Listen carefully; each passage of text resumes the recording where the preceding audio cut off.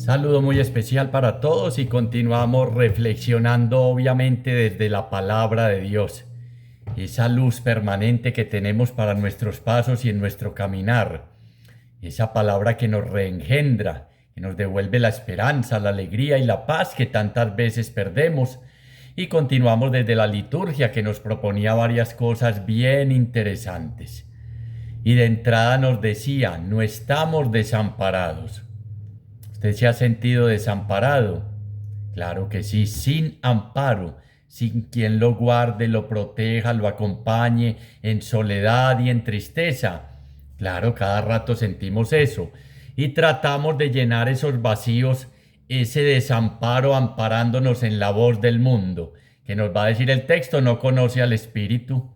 Claro, no lo recibe porque es que Dios ha pasado a ser un adorno para mucha gente y para el mundo un accesorio más. No lo tenemos en cuenta. Nosotros somos capaces, por nuestro propio medio, de ser felices, de solucionar absolutamente todo. Y dejamos a un lado aquel que nos creó, que nos hizo con un propósito, con un sentido, y que siempre nos acompaña, como vamos a ver en este texto precioso, que siempre va a estar con nosotros. Y de entrada la liturgia nos decía muy lindo, no va a estar solo con los que estamos en algún movimiento, solo con los de la Iglesia Católica, no, con todos. La idea es que ese mensaje y su espíritu llegue como hizo Felipe. Fueron bautizados en el espíritu los paganos, aquellos alejados, el espíritu que vamos a ya recibir prontamente en Pentecostés es para hombres de todo pueblo, raza y nación, para todo el que quiera y beba gratis del agua de la vida que brota del costado de Cristo. No es posesión de unos pocos, como hemos creído. ¿No? ¿Qué tal? ¿Sería Dios limitando la salvación a unos sí y a otros no? Está abierto ese amor que derrama ese espíritu en el corazón absolutamente para todo mundo. Primer punto interesante de la liturgia, hablaba de hechos allá de Felipe, a los paganos recibieron el Espíritu, recibieron a Dios. Nunca es tarde. En este momento puede ser tu oportunidad para que le abras el corazón a Dios, te llenes de su Espíritu y empieces a vivir conforme a ese amor que derrama el Espíritu en tu corazón. Es un cambio de vida hacia la felicidad, hacia la plenitud, hacia la alegría, a pesar de los problemas y dificultades. Repito, y hay que insistirlo con mucha frecuencia y me lo escuchan, Dios no es un seguro. Vaya a misa, haga esto, haga lo otro y verá que no le pasa nada. No, no, Dios no funciona así. De hecho, su nombre, el yo soy, es el otro, el santo, el distinto, el diferente, el que no piensa, gracias a Dios, valga la redundancia, como usted y yo. Muy distinto piensa, pero que la escritura lo define muy lindo y Dios es amor. Capítulo 4, versículo 8, primera carta de Juan, Dios es amor. Y el amor lo entrega todo por ti y por mí. Aun cuando tú y yo no creamos en Él, Él cree en nosotros, nos busca, nos acompaña, nos quiere seducir, está en medio de todas nuestras realidades. El Espíritu lo hace cercano, nos permite experimentar a ese Dios cercano, a ese Dios Padre, a ese Dios que aún no conocemos. El Evangelio va a ser del Evangelio según San Juan, capítulo 14, versículos del 15 al 21, y la carta de San Pedro nos va a decir preciosamente, glorifiquen a Dios en el corazón. Se los voy a leer textual. Sí, glorificar a Dios en el corazón y ya vamos a ver un poquito qué es eso y que aprendamos a dar razón de nuestra esperanza. Es que es muy bonito cuando hacemos lección y meditamos las lecturas, las dos lecturas. ¿Cuáles dos? Las que usted escuchó en la Eucaristía. Es que ese es el problema. Se nos olvida. No guardamos como María en el corazón y ponemos por obra. Y eso nos va a decir el Señor en el primer versículo. Jesús en el primer versículo. Uno deja a un lado la palabra. uno no se alimenta, uno no come en la Eucaristía no solo el pan de la Eucaristía, sino el pan de la palabra. Y por eso cada rato se siente desamparado, se siente huérfano, se siente solo, se siente abandonado, llega la tristeza, la depresión, la angustia, y a veces se contempla hasta acabar con esta vida hermosa que Dios nos dio como un regalo a fondo perdido, para que cada uno en sus decisiones opte por vivirla con Él, guiado por su espíritu, o vivirla como a mí me da la gana. Léase Adán y Eva, comieron del árbol de la ciencia del bien y del mal. ¿Qué es? Pretendieron decidir por ellos mismos lo que era bueno y era malo, es decir, suplantar a Dios. Y cuando yo suplanto al Dios de la vida, empiezo a creer en diosesitos pequeños, llámese ídolo, y el ídolo tiene pies de barro. Tarde o temprano se quiebra y cae, y me arrastra con él. Me explota, me ilusiona un tiempo y después me deja. Esos son los dioses falsos de este mundo, que repito, por eso el texto va a decir, no pueden recibir el Espíritu porque no lo conocen, no es que no puedan, sino que se niegan a esa gracia, a ese don, a ese regalo, a esa promesa que dentro de poco se va a cumplir, el día de Pentecostés, que se sigue cumpliendo cada que uno le dice sí al Señor, cada que uno acepta, cada que uno recibe gratis, ojo, gratis, ese agua de vida, que cambia para siempre nuestra manera de ver las cosas, nuestras actitudes, todas nuestras realidades. Empezamos a mirarlas desde un modo totalmente diferente al que nos hemos acostumbrado a hacerlo. Dice así entonces el Evangelio según San Juan, capítulo 14, versículos del 15 al 21, y vamos despacio. Dice versículo 15, si me amáis, guardaréis mis mandamientos. Si me amáis. Escuchen y miren porque me están viendo. Hay un teólogo que dice algo tan interesante. Dice que nosotros desviamos lo que Jesús vino a enseñarnos y que aquí en esta perícopa del Evangelio nos hace caer en la cuenta de lo que verdaderamente es importante. Si me amáis, ¿a quién? A Jesús. A Jesús. Este capítulo en el 13 y aún el 14 trae más de 10 veces la palabra amor. Fue el mandamiento principal de Jesús. No son los 613 preceptos que usted como buen judío cumple. No son solo los 10 mandamientos. Y recordemos que los mandamientos del Señor son caminos de libertad, no de esclavitud, y tantas veces los mandamientos de los que hemos llenado este seguimiento de Jesús se convierten en esclavitud.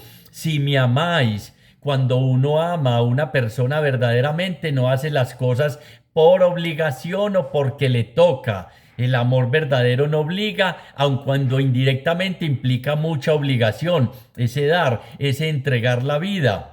Ese no guardarnos nada para nosotros. Pero decía él, ese teólogo muy interesante me pareció, que convertimos la vida de fe en una receta. Hay que ir a misa, porque si no voy a misa, la rayita y me lo tienen en cuenta el día del juicio. Hay que confesarse mínimo una vez al año. No, cuando uno está peleado con un amigo, ¿cómo es que nos llama Jesús? Ya no los llamo siervos, sino amigos. Uno se reconcilia una vez al año con él. Uno no ve la hora de ir donde ese amigo, quien encuentra un amigo, encuentra un tesoro, a reconciliarse con él. No haga esto, no haga lo otro. Tiene que cumplir miles de normas y la fe se volvió una receta. Si me amáis, ese amor parte de sentirnos amados por Él y entonces respondemos con amor, no por obligación y porque nos toca. A mí siempre me sigue dando una rabia cuando escucho, ya fui a misa, es que hay que ir a misa, es que es domingo. No, y tampoco es si me nace, pero es que surja espontáneamente esa respuesta a ese amor primero. En esto consiste el amor de Dios, no en que nosotros lo hayamos amado a Él, sino que Él nos amó a nosotros primero. Y entonces Jueves Santo no fue, está en pecado, se va a condenar. No besó la cruz. Miren, nos llenamos de normas. Si me amáis, guardaréis mis mandamientos. Es un amor genuino, es un amor que es respuesta, es un amor que es discipulado, es un amor que inunda mi corazón y me llena de gozo y alegría, y por eso respondo y no veo la hora de ir a compartir con ese amor en la Eucaristía, no porque es precepto o norma. Y me excusan a los que le choque y todo. Alguna vez le escuché al padre Juan Jaime, siquiera Dios no estudió, siquiera Jesús no estudió derecho canónico. Y no es que no hayan, claro, es nuestra iglesia, hay normas, pero no esto del amor de Dios. Cumplo todos los mandamientos. Bien, le dice Jesús al joven rico, pero te falta una cosa. Vende todo lo que tienes. Eso es, ama a los otros hasta dar la vida. Entrégame tu vida a mí. Glorificar a Cristo en el corazón es poner en el primer lugar de nuestra vida, ¿a quién? A Cristo. Les leo textualmente, glorificar a Cristo en nuestros corazones. Estamos hablando de amar. Si me amáis, guardaré los mandamientos. Es en el centro de la persona poner a Cristo en todas las cosas que hacemos, pensamos, decidimos o buscamos. Eso es amar a Dios, como hemos tergiversado y cómo nos hemos ido por otro lado. Por eso decía este teólogo, se volvió una receta la fe. Y así es nuestra fe. Haciendo cositas, cumpliendo. Cuidado pues no va porque se condena, está condenado. Dios no lo ve con buenos ojos. A Dios no le agrada miles de normas y preceptos, no. Si me amáis, ese amor nos lleva a guardar sus mandamientos, su palabra, dice otras traducciones. Y guardar su palabra no es cumplimiento, es que nos volvimos de cumplimientos nomás. Les voy a leer textualmente. Algo confundimos los cristianos que andamos es entre cumplimientos. Ir a misa, hay que comulgar, confesarse una vez al año, cursillo para no sé qué, abstenerse de qué, y de la sexualidad ni hablemos. Tanto que hacer y tanto que hay que dejar de hacer. Esta forma de fe se parece más a una receta que a una buena noticia, y las propuestas de Jesús iban por otro lado. El amor es la palabra más repetida de Jesús, es el resumen de su mensaje. ¿De qué se trata? De sentirnos amados por Él, de amar como Él ama y de dejarnos amar por Él. ¿Cómo complicamos las cosas? Acuérdense aquel cuando le preguntaba cuál es el mandamiento principal, lo que Dios nos manda. Amar a Dios si me amáis sobre todas las cosas y al prójimo como a ti mismo. Pero confundimos ese amor lo confundimos con Corín Tellado, con las novelas rosa, con miles de cosas. Nadie tiene mayor amor que aquel que da la vida por los amigos. Y para amar así tenemos que guardar su palabra. ¿Dónde? En el corazón, que es el centro de las decisiones, y ponerla por obra. Y así glorificamos a Cristo, porque lo ponemos en todas las cosas que hacemos, pensamos, decidimos y buscamos. ¿Amas a Jesús? Todo mundo levanta la mano. Señor, te amo, eres lo principal en mi vida. Que se note. ¿Y cómo se nota? Tercera vez que lo digo, primer puesto Jesús en todas las cosas que hacemos, pensamos, decidimos y buscamos. Es que miren, cuando uno ama, estamos hablando de amar a Jesús. Si me amáis, lo debió haber formulado en pregunta. Porque es que uno se tiene que preguntar, ¿qué tanto amo a Jesús? Y ahí indirectamente está el amor a Dios. Quien me ve a mí, ve al Padre. Quien me escucha a mí, escucha al Padre. ¿Qué tanto amo a Jesús? Porque si lo amo, lo glorifico en mi corazón. Y si lo glorifico en mi corazón, es que lo pongo en el primer lugar en mi vida. Y entonces es cuando yo empiezo a hacer y a orar creyendo conforme a lo que me pide Cristo en el trato con mi familia, en el trato con mis hijos. Perdono a aquel que no se lo merece, excuso al que se ha equivocado. Soy mejor papá, mejor esposo, mejor hermano, mejor ciudadano. Eso es amar a Jesús.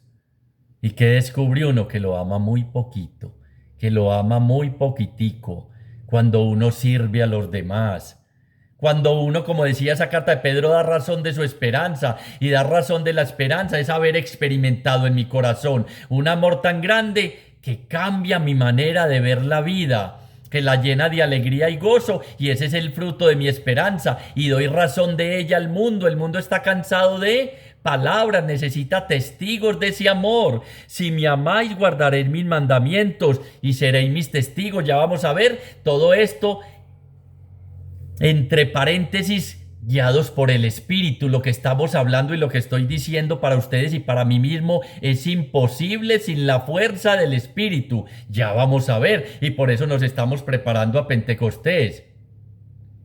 ¿Amas a Jesús? Vuelvo y pregunto, ¿lo amamos? ¿Hasta dónde llega ese amor? ¿Hasta dar la vida por Él? Pero es que ¿dónde está? ¿Dónde está? Cada que tuve hambre, cuando estuve en la cárcel, cuando estuve enfermo, cuando estuve desnudo, cuando llegué migrante de Venezuela, de las Antillas, de no sé dónde, ahí lo hiciste conmigo. Es que amar a Jesús, el amor a Dios se manifiesta principalmente en el amor al prójimo. Quien dice que ama a Dios y aborrece al hermano es un mentiroso, y de eso se trata glorificar a Cristo en el corazón, ponerlo en el primer lugar, y de eso se trata guardar su palabra. Es que guardar su palabra es permanecer en Él, con Él y por Él, y obrar como Él. Como es de fácil decir, no, yo amo a Jesús, Él es mi Dios y mi todo. Ojalá pudiéramos decir con esa experiencia del resucitado que tuvo Tomás, Señor mío y Dios mío. Y eso precisamente es lo que va a ser el Espíritu en cada uno de nosotros. Entonces, primer punto, o 1A diríamos, porque el primero es, ese Espíritu es para todo mundo, no es propiedad de nadie. Segundo, si me amáis, guardaréis mis mandamientos, mi palabra, y esa palabra guardada nos hace cada día libres, y por eso es que el mundo espera la gloriosa manifestación de los hijos de Dios. Porque es que uno ama a un amigo y nos llama amigos y no le dice, ¿puedo ir hoy a comer? ¿Será que tengo que ir? ¿Será que te tengo que visitar? No, surge espontáneamente, les decía, como respuesta a un amor que llegó a mi corazón y cambió mi vida. Sin duda alguna uno descubre que todavía nos falta experimentarnos profundamente amados por Dios. Sentir en lo profundo de nuestro ser ese Jesús que nos dice, te amo, eres precioso para mí, eres lo más importante. Aunque tu padre y tu madre te abandonen, yo no te abandono, nos dice el Dios de la vida. Uno cree eso, uno lo experimenta en su vida, porque es que uno como que dice ama a Dios, pero solo de palabra, se queda simplemente en expresiones muy bonitas. ¿Y qué es lo que necesita el mundo hoy? Testigos de ese amor. ¿Que quién lo derrama en nuestros corazones? El Espíritu Santo. Lo pone como Señor de nuestra vida. Porque ¿qué decíamos? La carta que dice glorificarlo en nuestro corazón es que Él sea el centro de nuestro corazón para que podamos dar razón de nuestra esperanza. Continúa así el texto. Si me amáis, guardaréis mis mandamientos, mi palabra. No todo el que me diga Señor, Señor, entrará en el reino de los cielos, sino el que haga la voluntad de mi Padre. Mi obra, decía Jesús. ¿Qué obras tenemos que hacer? Le preguntaban a Jesús y decía, mi obra es hacer la voluntad del Padre. Guardar la palabra y ponerla por obra. Tu madre y tus hermanos, el vientre que te parió, los pechos que te amamantaron. ¡Qué alegría, Jesús! No, dichoso mal bien el que escucha la palabra y la pone por obra. Ese es el que ama a Jesús. Lo digo yo. Chucho, no, lo dice la palabra. Si me amáis, guardaréis mis mandamientos. Entonces, ¿cuándo sé que estoy amando a Jesús? Cuando guardo, escucho su palabra con las orejas del corazón, la guardo y la pongo por obra. ¿En quién? Amando como Él amó a todos, sin discriminación, porque ese espíritu que está en mí es el mismo espíritu que está en todos los otros hermanos a mi lado. sean paganos y sean lo que sean. Los escuchaban el día de Pentecostés hombres de toda lengua, raza y nación, y les escuchaban hablar en su propia lengua las maravillas de Dios. Cuando yo amo a Jesús, me escuchan es hablar las maravillas de Dios, producto de encarnar la palabra y ponerla por obra. ¿Qué hemos descubierto hasta ahora? Que nos falta mucho, demasiado. Por eso estamos en camino de seguimiento del Señor. Por eso no podemos dejar de perseverar y de alimentarnos con la palabra del Dios de la vida, con la palabra encarnada que es Jesucristo, y de seguir viviendo cada época de gracia. Estamos en Pascua, camino a Pentecostés, a recibir el fruto maduro del árbol de la cruz, que es el Espíritu, que es el Espíritu.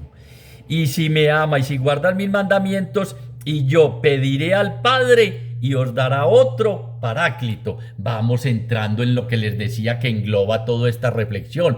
Empezó como con el amor, que es el Espíritu, el amor entre el Padre y el Hijo, el Señor y dador de vida, el abogado y defensor. Ya vamos a ir viendo, pero miren qué lindo esta primera parte. Y yo pediré al Padre.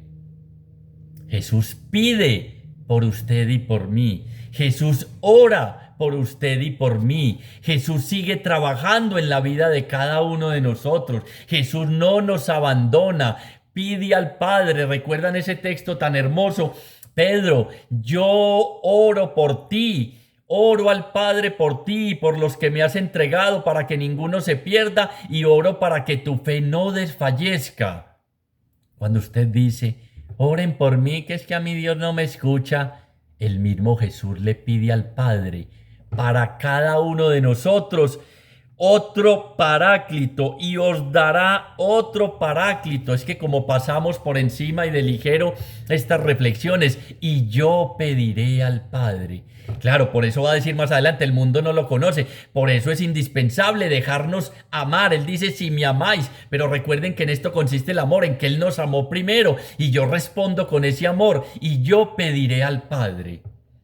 En medio de la situación que estés atravesando, en medio de la realidad que estamos viviendo, no olvidemos que Jesús pide al Padre, ora por cada uno de nosotros, trabaja en esa realidad que estamos atravesando, trabaja en el corazón de cada uno de nosotros, persevera, insiste, nos busca, va hasta los caminos extraviados de Emaús, donde le dimos la espalda y nos fuimos ya sin esperanza, para devolvernos y retornarnos a la casa del Padre, a la Jerusalén, no solo celestial cuando pasemos de este mundo al otro, sino aquí al sitio del cumplimiento de las promesas de Dios, donde ya nos había dicho a los discípulos, a usted y a mí, permanezcan en Jerusalén hasta que reciban la promesa del Padre. Eso es lo que estamos haciendo, perseverando, porque Él la va a cumplir. ¿Quién es el que dice? Jesús, yo pediré al Padre y Él les dará otro Paráclito. Es que miren, acuérdense el contexto, les va a decir a los discípulos, les anuncia su partida, Jesús que era su apoyo, Jesús el que estaba con ellos, Jesús el que los acompañó, Jesús el que les explicaba, Jesús el que les mostraba, se va. La vida es un constante acúmulo de pérdidas, diría un teólogo. Pero en medio de todas esas pérdidas está Jesús, con su partida en una nueva manera de presencia con su Espíritu, y les dará otro, porque el primero fue Él, que está con los discípulos, que Él les está diciendo, ante esta pérdida no tengan miedo, no van a estar solos. Y hoy te dice a ti, ante esas pérdidas, a veces se nos pierde Jesús, perdemos un ser querido, la esposa, un hijo, el trabajo, miles de pérdidas. La vida, repito, es un acúmulo de pérdidas. Jesús le va a pedir al Padre para que nos dé otro, ¿qué? Paráclito. Paráclito en griego. Consolador, abogado, ayudador, Es el apoyo que tenemos ahora que Jesús no está. Es la nueva presencia de Jesús actuando en su iglesia. Es el que nos permite experimentar a Dios, sentirlo cercano y presente en nuestra vida. Es el que va a ayudar a los discípulos. Es el que hace posible el seguimiento. Es el que nos capacita para amar, como acabamos de decir, cuando el otro no lo merece. Perdonarlo aun cuando no nos pida perdón. Servir, entregar nuestra vida. Ese es el contexto de esta reflexión. Yo pediré al Padre y dará otro paráclito, abogado. ¿Usted qué dice tener que? ¿A mí quién me defiende? ¿Quién abogará por mí? Y miren que es muy lindo, que es lo contrario a paráclito, quiere decir abogado, consolador y defensor, que es lo contrario a abogado. El que aboga, acusador. Acusador. A veces dejamos pasar el término.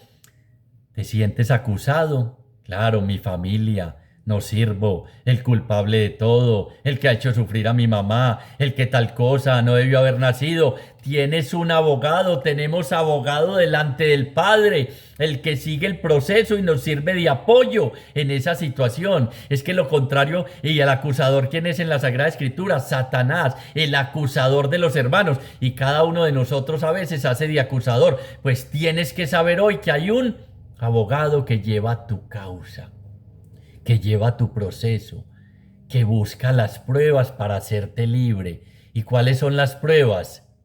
Mira al crucificado.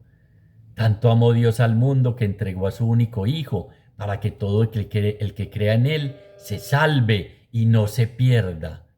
Ese es el Paráclito, ese es el abogado, ese es el que asiste no solo a los discípulos, sino a nosotros en los momentos de tribulación. Otro Paráclito. Tenemos quien nos defienda, el que está al lado nuestro. Es muy lindo, está en nosotros, con nosotros y dentro de nosotros. Camina a tu lado. Si en estos momentos te sientes abandonado, tienes que saber que Jesús pide al Padre para ti y para todo aquel que quiera. Gratis, ojo, gratis. No hay que pagar. No es porque vayamos a misa. Y qué bueno que vayamos y ojalá diario, pero respondiendo a ese amor, no por obligación. Gratis. En la Eucaristía lo recibimos, en el bautismo, en la confirmación y en la Eucaristía 2 veces, en esa epíclesis que es invocación del Espíritu sobre el cuerpo, sobre el pan y el vino para que se conviertan en el cuerpo y la sangre, y sobre la comunidad. Y no es que no lo tengamos, sino que pedimos para recibirlo y para dejarlo actuar. ¿Y dónde se nota? En ese amor, en ese glorificar a Cristo en el corazón, en ese poner a Cristo como primero en todas las cosas que hacemos, pensamos, decidimos y buscamos. Ese es el Paráclito. Y yo pediré al Padre y os dará otro Paráclito para que esté con vosotros para siempre. Esto es muy consolador. El Paráclito es el consolador. ¿Y qué es el consolador? Consolar, les leo, significa estar con uno que está solo, de tal manera que ya no está solo. Por eso se llama consolador, para que esté con vosotros para siempre. Nunca, muchachos y muchachas, nunca, nunca estamos solos. No importa que le hayamos dado la espalda a Dios, no importan nuestros pecados, Dios no nos deja solos. Yo pediré al Padre y os dará otro Paráclito, otro abogado. Miren, los abogados de este mundo, no todos, para que no se ofendan, pero al que le caiga el guante que se lo chante. Hermano, tiene más platica, que esto nos está consumiendo mucho, si no abandono el caso. Este abogado, este espíritu, estará con ustedes para siempre. Repito, estará contigo para siempre. Por eso es consolador. Consolar significa estar con uno que ya no está, con uno que está solo, de tal manera que ya no está solo. Es el que está con nosotros y nos ofrece esa compañía que vence nuestra soledad radical. ¿Cuál es uno de los grandes problemas de este mundo? la soledad. Suicidios sin sentido y soledad. Pues ya Jesús le pidió al Padre y os dará. No dice, puede que se los dé, no, y os dará otro paráclito para que esté con vosotros para siempre. Eso tiene que ser motivo de sanación profunda para nuestra soledad. Y es alguien que no solo está ahí pasivo, que aboga, que intercede, que nos defiende en los momentos de tribulación y nos capacita para vivir ese difícil mandamiento del amor y que hace posible este seguimiento de Jesús que tantas veces se nos dificulta y en el que tantas veces queremos arrojar y tirar la toalla. Que le creyéramos a Jesús esta palabra. ¿Cómo serían de distinto esas noches de soledad, entre comillas? Porque sabe uno que ese Espíritu Santo, ese Paráclito, ese abogado está ahí, que es Dios mismo. El Espíritu de Dios es Dios mismo, la manera de ser de Dios en uno, habitando en uno. Ya va a decir, el Padre y yo somos uno y estamos en ti. Yo estoy en el Padre en mí, yo en ti. Ese amor es un amor no pequeño, sino infinito, que está en cada uno de nosotros. Es un amor muy grande. Jesús ha unido su amor al del Padre y al nuestro para que el poder de nuestro amor sea infinito. Para que ese poder de ese amor sea infinito, tan grande como el suyo. Y por eso dice, yo estoy en mi Padre y Él está en mí y yo en vosotros. ¿Y cuándo? Para siempre, para que esté con vosotros para siempre. Y agrega, muy lindo, es el Espíritu de la verdad. Se va viendo a medida que avanza y llega Pentecostés y las acciones del Espíritu, esas características se van describiendo por sus acciones. Sus características están descritas a través de sus acciones. Nos acaba de decir, es el Espíritu de la verdad que hace que nos hace permanecer en la verdad transmitida por Jesús, que es su revelación. Y esa verdad de que nos protege de los falsos maestros y de tomar malas opciones en nuestra vida. Entonces, si nos guía el Espíritu de la verdad, que es contrario a qué, a la mentira. ¿Y cuál es el mentiroso? El acusador de los hermanos. Es que cuando le abro en mi vida espacio a la mentira, termino en el pecado. ¿Y cuál es el pecado? El salario, la muerte. Cuando dejo que se actúe ese Espíritu de la verdad, muy contrario a la verdad del mundo, que en realidad es mentira. El que pueda entender, que entiende. Ya me muevo es en los preceptos del Señor, me muevo es en el amor de Dios, me muevo es en realidades muy distintas a lo que propone el mundo. ¿En qué te mueves? ¿En la verdad o en la mentira? ¿Cuál es la verdad? El conocimiento pleno y profundo de la persona de Jesús, que nos lleva a conocer al Padre. Yo estoy en el Padre en mí y yo en vosotros. ¿Está en ti la verdad? Yo soy el camino que te lleva al Padre, yo soy la verdad y yo soy la única manera de tener vida en abundancia, la única vida posible. El Espíritu de la verdad nos saca y nos ayuda a vivir en la gloriosa libertad. La verdad nos hace libre, la mentira nos esclaviza de los hijos de Dios. Espíritu de la verdad se puede traducir también como vida verdadera, la auténtica vida de Dios, que nos devuelve al conocimiento del Hijo y que nos libera de la mentira, que nos hace vivir y nos hace vivir en el amor del Padre. Es lo contrario, les decía, al espíritu de la mentira, origen de todos nuestros males.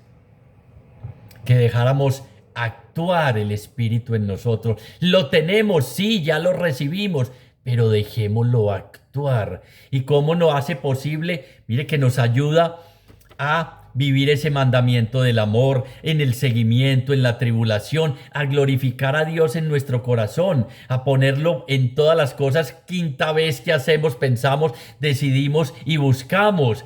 Y eso va transformando nuestra vida. ¿Y cómo hacemos? Dejémoslo actuar. ¿Y cómo hace? Cambia. Renueva la alianza, recuerdan la promesa del profeta Ezequiel y Jeremías. Les daré un corazón nuevo y un espíritu nuevo. Es que eso es lo que hace este otro Paráclito. Viene y transforma el corazón de piedra en un corazón de carne y nos capacita ¿para qué? Para amar y vivir ese difícil mandato del amor, para seguir a Jesús, para ir dejando a un lado todo lo mío, para sacar más tiempo para ese amigo tesoro Jesús que encontré, para sacrificar de lo mío, para estar más disponible, para dar razón de mi esperanza con mi testimonio y mi manera de vivir, para entregarme más a los demás, para olvidarme un poco de mí mismo y mirar más hacia las realidades y necesidades de todos los que me rodean. Eso es vivir en la verdad y tener la vida de Jesús y seguir el camino que Él nos propone. No son normas y miles de cositas. Ya fui a misa. ¿Y de qué fue la lectura? ¿Cuál lectura? Y la carta de San Pablo, ¿cuál carta? Y el evangelio lo tengo en la punta de la lengua. Sí, ahí se ve que tenés un melanoma, es un cáncer de lengua. ¿Dónde está esa palabra? Si me amáis, guardaréis mis mandamientos.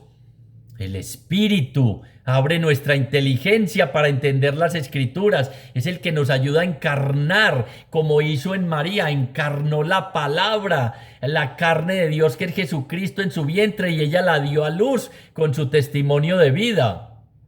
Ese es el Espíritu de la verdad, pero uno se mueve más en la mentira e incluso cree que engaña a Dios. Sí, yo te amo sobre todas las cosas, ¿sí? En serio, nos diría Jesús. En paisa, en serio, hermano, en serio, cuente a ver. ¿Y qué es lo que hace? ¿Cómo vive? ¿Quién soy yo para usted? ¿Cuáles son los frutos?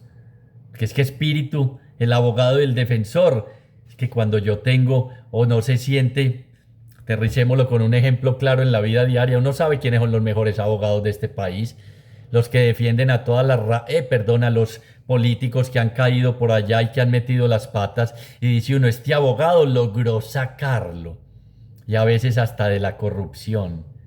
Ahora este abogado que es Dios mismo, que es Jesús mismo, el lleno del Espíritu, nos saca de donde sea, aboga por nosotros, intercede, él mismo en persona, delante del Padre. El Espíritu de la verdad, a quien el mundo no puede recibir porque no le ve ni le conoce, ya lo hemos dicho. Entonces yo no lo puedo. No, es que como tienen ojos y no ven, oídos y no escuchan, es lo que dice el Señor. Si lo amamos, recibimos, respondemos y recibimos esa promesa, pero el mundo no lo ve ni lo conoce porque se mueve en dirección contraria a lo que Dios nos propone, al camino de felicidad que Dios nos propone. Dios tiene que ver todo con la felicidad. Y el Espíritu sí que más. Retira, Señor, tu Espíritu, y todo vuelve a ser polvo en mi vida y en el mundo. El hombre como flor de esas que sale en la mañana, ya en el día no existe y se seca.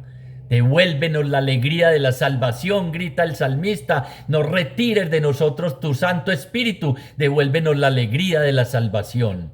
El Espíritu de la verdad, el Consolador, el que intercede, el que está siempre con nosotros, el que nos permite vivir ese mandato del amor. El mundo, pero, a quien el mundo no puede recibir porque no le ve ni le conoce, pero vosotros le conocéis porque mora con vosotros.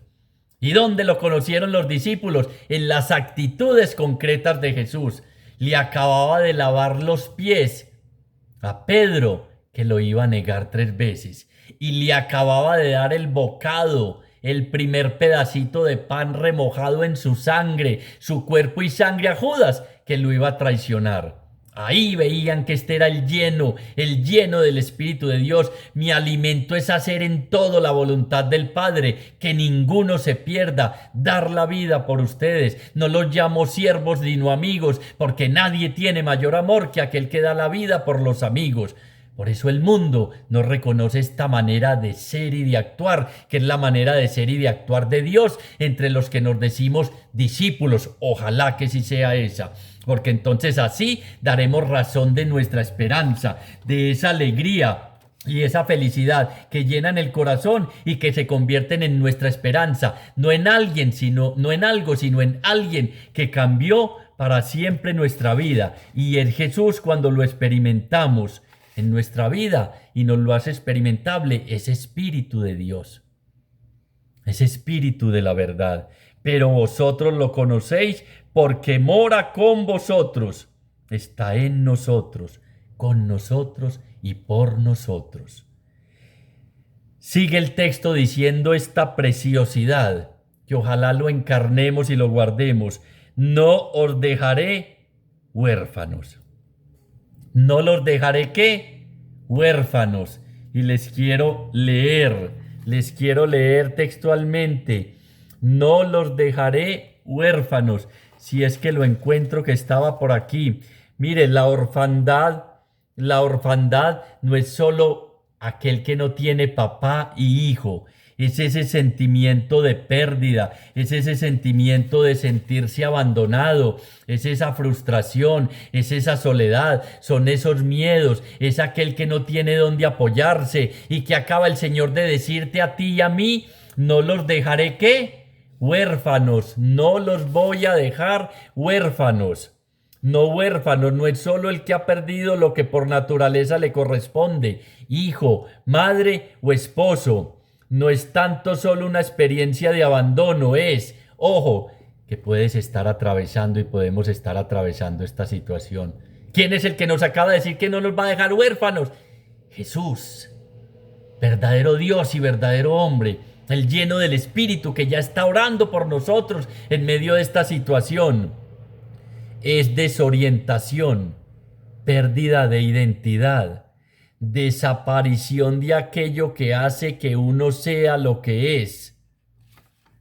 Es muy lindo y el Señor nos dice, si estás viviendo esa realidad, tienes que saber que no eres huérfanos, no los dejaré huérfanos, volveré a vosotros en esa nueva manera de estar ahora a través de su Espíritu. Recuerdan que había dicho, conviene que yo me vaya, porque si no me voy, no vendrá a vosotros el Paráclito, el abogado, el defensor. No os dejaré huérfanos, volveré a nosotros. Recuerdan cuando reflexionábamos hace 8 días, me voy a prepararles una morada, vuelvo a la casa del Padre. Su muerte es un volver a la casa del Padre, eso es muy hermoso. Nuestra muerte es un volver a la casa del Padre, de donde salimos y donde regresamos.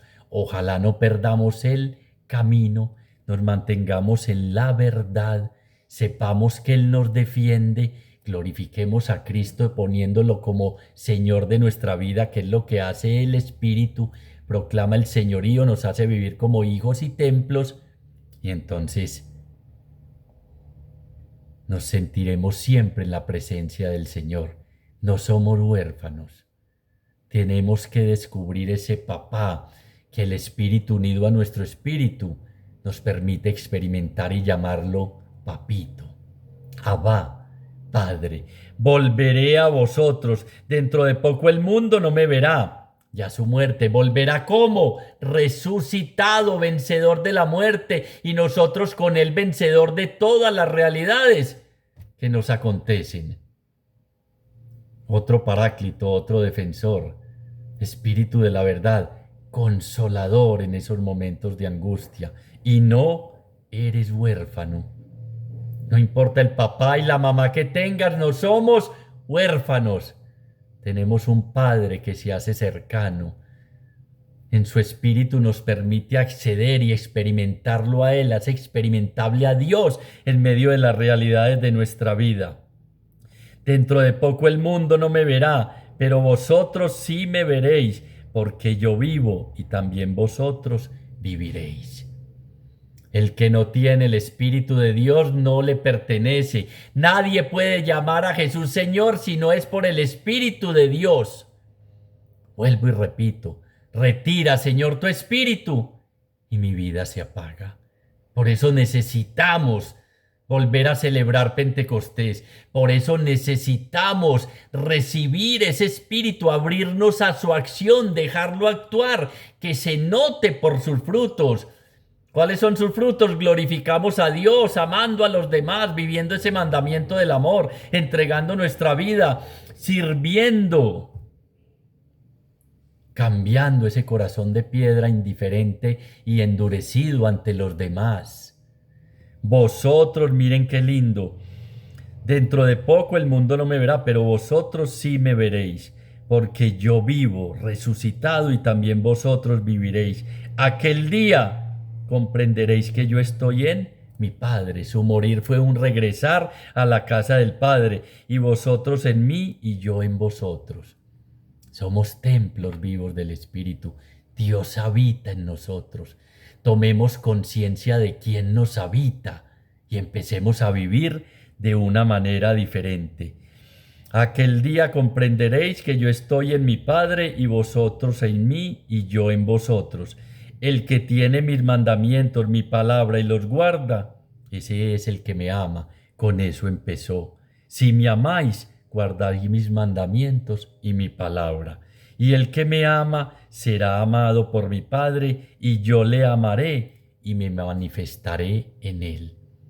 Manifestemos ese Jesús que mora junto al Padre y su Espíritu en nosotros con nuestra manera de vivir, y los otros verán que somos testigos y que la esperanza sí existe porque está puesta en Dios, porque el Espíritu derrama el amor de Dios en nuestros corazones y la esperanza no falla, y nos gloriamos hasta en las tribulaciones, porque esa esperanza no falla. ¿Es por qué? Porque el amor de Dios ha sido derramado en nuestros corazones por el Espíritu Santo que nos ha sido dado. Señor, hacemos un acto de fe en tu presencia y te damos gracias porque estás orando por nosotros y pidiendo junto con los discípulos y María y nosotros en el cenáculo para que el Padre nos dé otro abogado, otro defensor, otro consolador que va a estar con nosotros para siempre y va a sanar nuestra orfandad, nuestras pérdidas, nuestras soledades, nuestros miedos, y que además nos va a sacar de nuestras mentiras para que el mundo experimente la gloriosa libertad de los hijos de Dios que saben dar razón de su esperanza y te glorifican a ti y al Padre en su corazón, porque te ponen a ti en todas las cosas que hacen, que piensan, que deciden y que buscan. Como diría San Felipe Neri, quien no busca a Dios no sabe lo que busca, quien no trabaja para Dios no sabe que para quién trabaja, y quien no viva para Dios no sabe para quién vive. Gracias infinitas, Señor, por todo lo que has hecho, estás haciendo y vas a hacer en nuestra vida. Gloria al Padre, gloria al Hijo y gloria al Espíritu Santo, como era en un principio, ahora y siempre, por los siglos de los siglos. Amén.